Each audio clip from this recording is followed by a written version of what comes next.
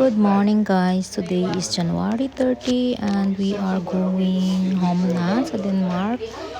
And nandyan yung mga lahat ng pamilya ko, mga kapatid ko at yung laging nasa bahay. Tago nga ni Iro, bilang years sa da. Ungat pa. May nak may berapa itu sih nas bagay ito nak nagsabit babad wasing day mo. Monito. Bayun baka. Ayaw man. Kaya isa Bayun na baka. Ayaw mo bra nga ro. Oh. Nay bento.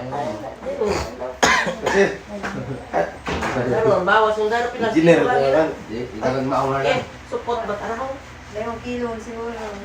Right, you done na. Agrabe na kabiyat ako. Ako na. Eh Paulo kina to ning haning. Flag Kita na ko ako. sa kinahay. Bitin mo to ba? Sige ang gamu man siguro magabi si bitin mo to. Ano pa kabiyat? Paulo. Ah. Floor plan. Bitin mo to. Ang gamu magabi. Hala ka ba? Doya. I paid for. Ay, man. Iba na. Di man. It's just some measurements. Bantayin mo tayo. First ground floor. This is seen from the roadside. From roadside. Yours or your here? Ah, for here. Ah. Nakalakong to ni ano. Alam ka ba This ako? is the room.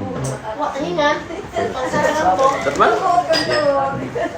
Nang ano bang iba We have to make a calculation. Okay na yan ha. So I take all the measurements to see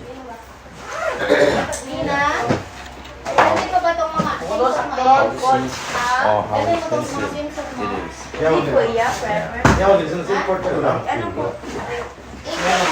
May porter na. Manila, I didn't naman sa. Iwan ni iba. Ay wala iba tago ko na. So, kapag-ulit ko. Sige baka man kamo ito baka man iya. Para pagbalik niya, wala niyo yung dalgon. Oo. Importante ang ro. Ano din buka ang isang wala ro. Ano? Ginawa tanay? Yung biron. Lumir ka. Kakaya mo na sis. Magayo ka. Sige por kung pa ni sis.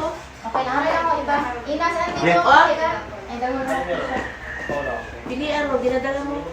Di tungtong abit na niran. Sa aton nga sarili, yan mo.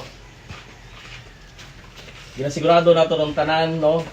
Even aton nga future, gabutan na din buo din kita insurance, life insurance para sa atong sarili, no? Tanan nga ginasigurado naton nga may ina kita. Even sa atong pagkaon, ginasigurado man naton nga dapat may kanon kita. Pero sa bilog ruwa naton nga wa naton maisip agwa naton na napapansin nga may sambilog nga importante nga wa naton no ginapangayo nga dapat siguraduhon naton ro aton nga espiritu ano ro eternal ano ro espiritu haron ro forever no ro aton nga kita nga ra temporary sa kalibutan no tanan nga bagay temporary sa kalibutan may katapusan ng tanan. Sa Bible, it is appointed unto man once to die, there's a judgment. So, tanan nga tawo, maabot kita ro oras if natawag nga kamatayon. Either we like it or not.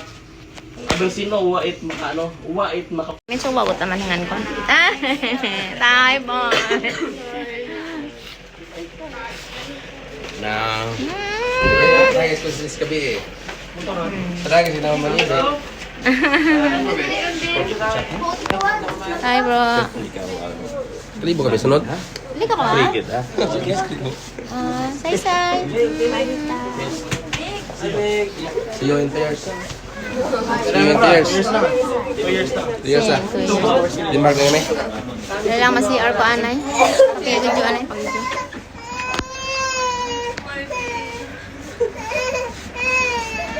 Bro!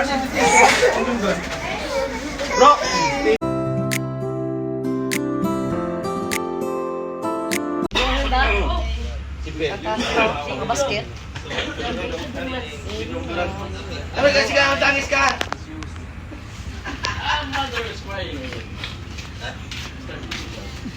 Ha? Kasi ilang na... Kahawa. Kaya na yan. Tay. Oh. Thank you. James. Thanks mo ikaw, Jai.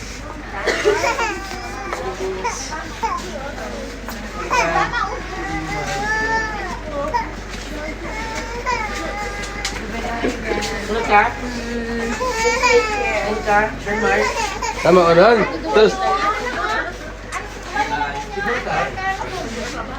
Mawa kayo sa luha ko. Tama na.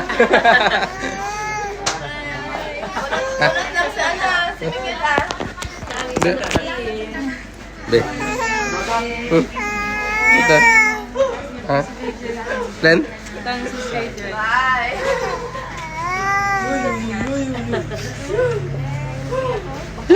Be.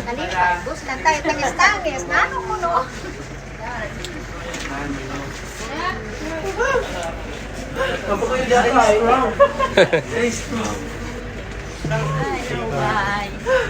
Nami ang mga abot, no? Kasama yun.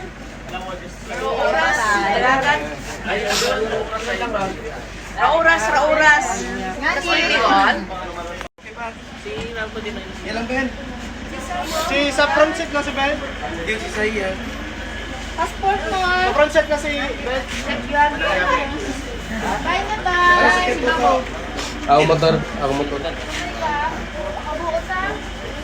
Buot agad. Wala tumulong ni Balay? Oo. Lumot ba ka mo?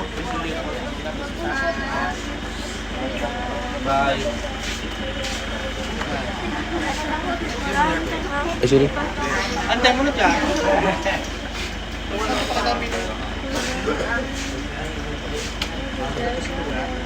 Bye-bye, Jai. Bye, Jai. Bye-bye dito.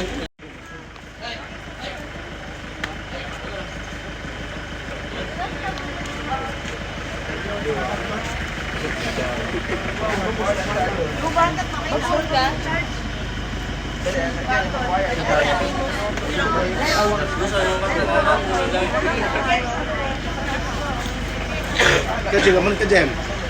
Hindi mo nabot. Munot. Dito, may video. Dapat lang. Tangis mo din, tolik no. So, Jay, din eh.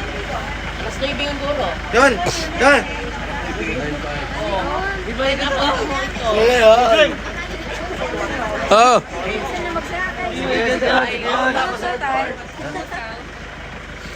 Sakay! Tos ka. Bye. Ay, Pauler.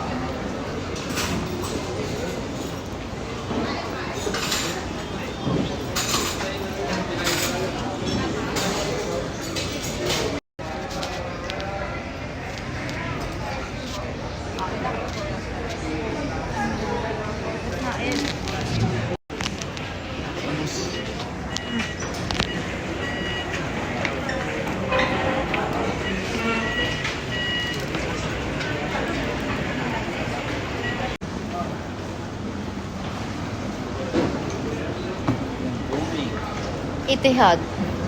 Qatar.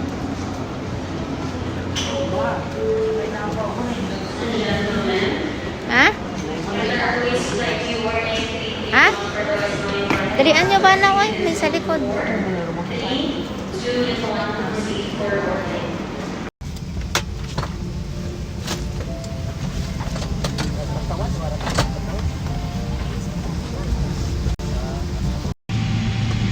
kinuhaan ko ang video yung sister ko dyan kasi talagang umiiyak siya kasi naiwan yung boyfriend niya sa Pilipinas. So, sobrang lungkot niya.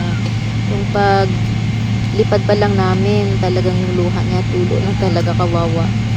Tapos, sabayan pa ng anak kong babae na talagang iyak rin ang iyak dahil gusto niyang magstay doon, nalungkot siya na naiwan yung family doon.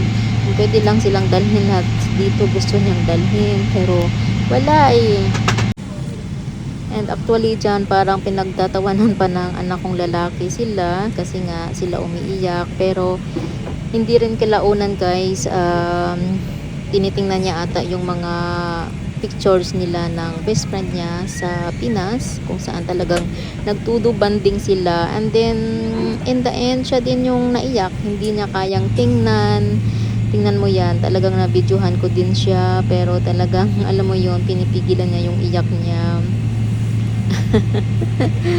As in sobrang ang hirap no, na ano, kasi ano kami dun guys eh, almost 4 weeks and a half sa Pilipinas.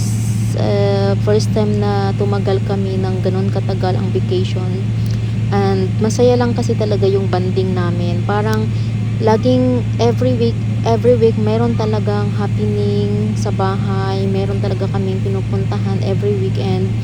Yung 1 week namin na first nasa Malaysia kami, yung second week namin nasa Puerto Princesa kami, Palawan, yung third week namin nasa amin lang pero pumupunta kaming beach, and then yung fourth week namin nasa beach din ang bahay. So talagang sobrang na-enjoy namin at ng mga bata yung vacation, while pala nasa Malaysia ako at si hubby ko at yung 3 kong kapatid.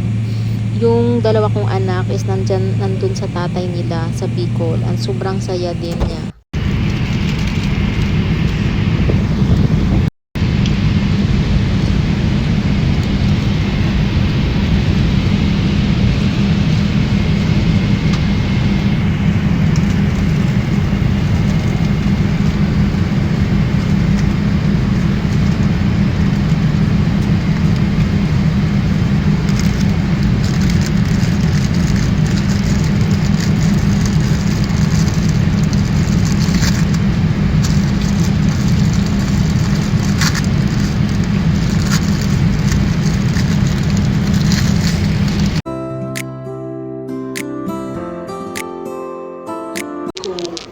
Passengers for So Qatar ayun guys, Airways nandiyan naman kami sa Qatar na airport kung saan hinahanap namin yung aming gate. And ang laki ng airport ng Qatar, ang ganda ng pagkagawa ng mga design. Yan si Ben yan. Namangha talaga ako. Maganda, sobrang laki. And saglit lang yung antay namin dyan. 1.5 hour I think, para sa pag-travel namin to Denmark na. Si hubby ko laging nauna-una yan maglakad. Ibabaw Kasi kita. kami nagdi-video, nag-uusap. So, Si 5'7", babaw. mabilis siyang maglakad. Siya ang laging nasa unahan. I mean. So, ayan. Hinahanap na nga namin yung amin Is it gate. sa ibabaw? Sa unahan doon. Papuntang Denmark. Sa unahan nga, Lises. And so far, nag-aantay din siya pag medyo matagal kami. Useless, di ba? Yung nauna siyang umalis or nauuna siya sa amin. Tapos pag medyo behind na kami, nag-aantay naman siya. Mag-stop naman siya. Yeah. So, yun guys, sobrang saya ng namin, bakasyon this year talaga. Sobrang nag-enjoy yung mga family ko. Wala talagang labis, walang kulang. Lahat talaga napagbigyan sa mga travel namin sa Malaysia, sa Puerto Princesa, sa Boracay, sa iba pang mga like, malapit sa amin na White Beach. So, ayan. Diyan ako namangha guys kasi ang ganda talaga ng paggagawa. Alam mo yun, parang nasa labas tayo kasi ang daming mga punong kahoy dyan sa loob ng airport. So, parang nasa labas lang, alam mo yun. Ang ganda ng pagkakagawa nitong Qatar Airport sa Dubai. Sobrang ganda. Na-amaze talaga ako. And saglit lang kami umupo dyan, mga half an hour lang yata. Tapos ano na kami, naglipad na. So, pero before niya nag-CR pa kami. Kasi bago pumasok ng eroplano, kailangan mag-CR. Kasi sometimes hindi ka na makakapasok ng CR kung may nasa likod mo. Or hindi ka na makakabalik, ng CR kung mayroong sa likod mo na alam mo yon, nakahilira sa'yo para hanapin ang seat nila. Nami, ang obra yan, Sis. ang ganda ng obra, no? ano din ng Qatar Airways. Design ba nga na kita? Maganda yung service nila, yung food. Walang Odra. walang ano Ay, ako, grabe na. wala akong masabi.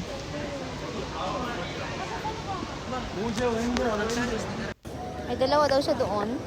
Ha? May dalawa siyang event. So, ayan guys, Copenhagen na nga kami. Nakalapag na kami ng Copenhagen.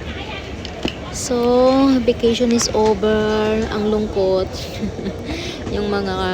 yung kapatid ko, yung dalawang anak, sobrang lungkot. Kung gaano sila kasayang umuwi ng Pilipinas, sobrang lungkot nila pagbalik ng Denmark. Oh my God. Ang saya kasi magbakasyon sa Pilipinas. Sa likod mo ko, no? Nakakalungkot lang talaga pagbalik. Ha? Ang hirap, mabigat sa dibdib. Pero ganun talaga eh. Dito tayo sa ibang lugar, kailangan natin magbakasyon para makita yung ating family. But then, time will come, maalis na naman tayo para magtrabaho na naman. And nasa car na nga kami kasi yung car ng asawa ko nasa anak niya sa Copenhagen. So pagdating namin, dinala niya yung car sa airport at nag-drive na kami pauwi